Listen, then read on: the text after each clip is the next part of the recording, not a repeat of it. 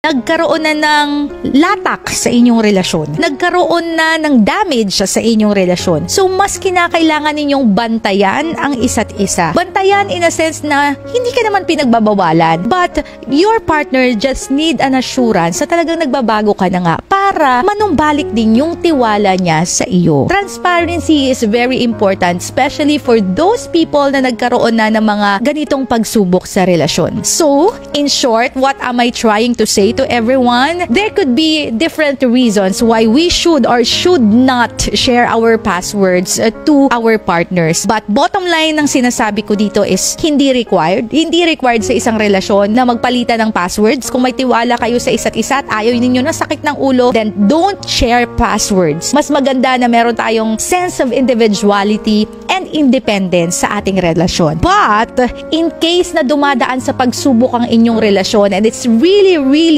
hard to give your trust, then to save the relationship, I think kinakailangan nyo ng transparency sa isa't isa, and one thing to build that is to share passwords sa isa't isa.